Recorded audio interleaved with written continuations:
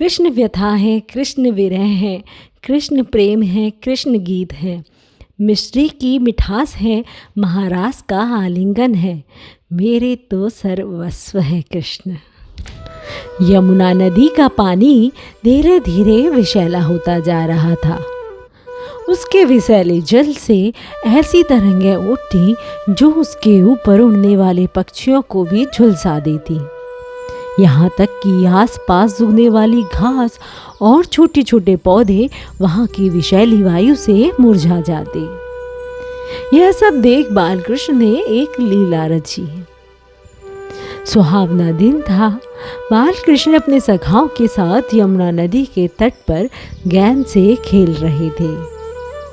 खेलते खेलते वो गेंद श्री कृष्ण ने यमुना नदी में फेंक दी। गेंद थी श्रीदामा की। वह बालकृष्ण के पीछे ही पड़ गया। मुझे तो अपनी गेंद ही वापस चाहिए, मुझे गेंद लाकर दो, वही वाली गेंद, कोई और गेंद नहीं चलेगी। तब श्री कृष्ण बोले, ठीक है, मैं ला कर देता हूँ।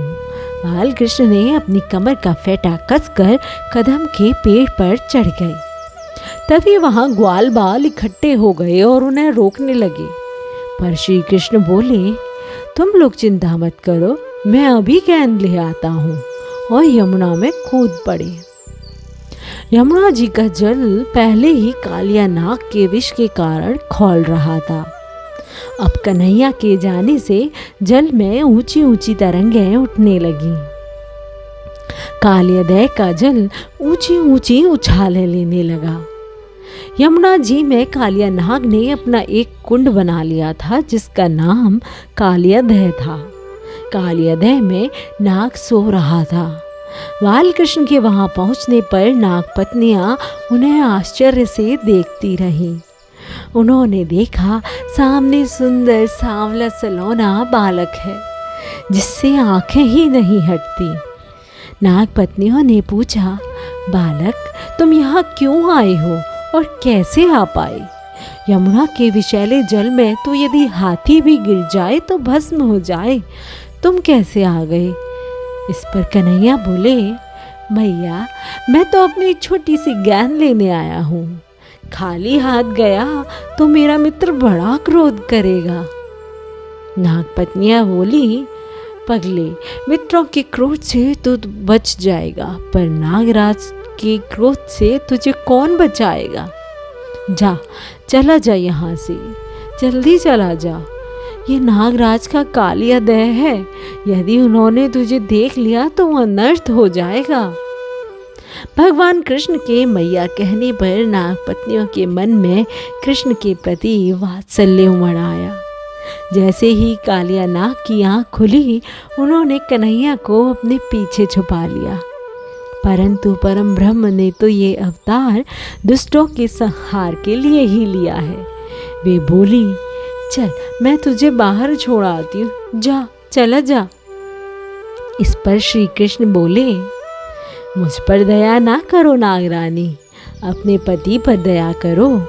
उसने हमारे वृंदावन को अपने विष से दूषित कर रखा है, हमारी प्रिया यमुना जी को विषैला कर दिया है।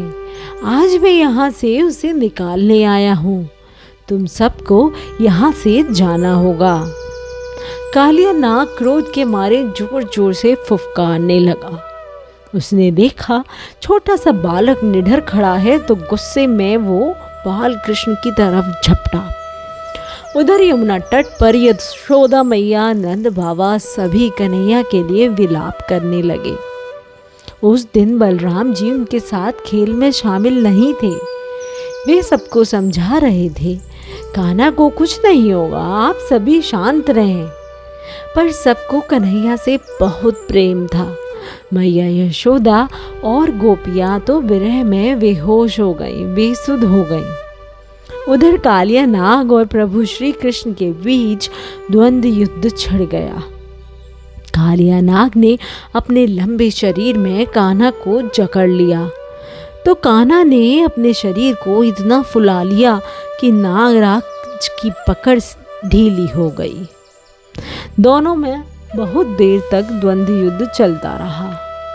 कालिया नाग के 101 सिर थे, श्री कृष्ण उछलकर उसके सिर पर चढ़ गए और अपने पैरों के प्रहार से उसे अधमरा कर दिया। तब नागपत्नियां विनती करने लगी, प्रभु नागराज को छोड़ दो, क्षमा कर दो। भगवान ने उसे अपने पैरों के नीचे दबा रखा था। नागपत्नियों ने कालिया नाग को प्रभु से क्षमा मांगने को कहा। तब कालिया नाग बोला, हे प्रभु मुझे क्षमा करिए, मेरी रक्षा करिए, मेरी विनती है आपसे, त्राहि माम त्राहि माम। तब श्री कृष्ण बोले, नागराज मैं तुम्हें क्षमा करता हूँ। मैं तुम्हारे खून से यमुना जी को अपवित्र नहीं करना चाहता, परंतु तुम्हें अब यह स्थान छोड़ना होगा।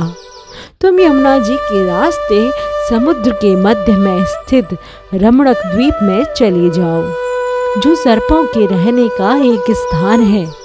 यमुना जी का जल अब गौएं और ब्रजवासी उपभोग करेंगे। इस पर कालिया नाग बोला, प्रभु रमणक द्वीप में आप मुझे गरुड़ नहीं छोड़ेंगे।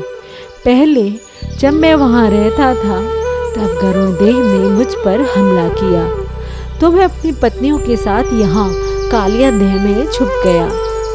आप तो जानते हैं कि सौरभी मुनि के श्राप के कारण गरुड़ देव यमुना जी में नहीं आ सकते, इसलिए अपने प्राणों की रक्षा के लिए मैं यहाँ आ गया।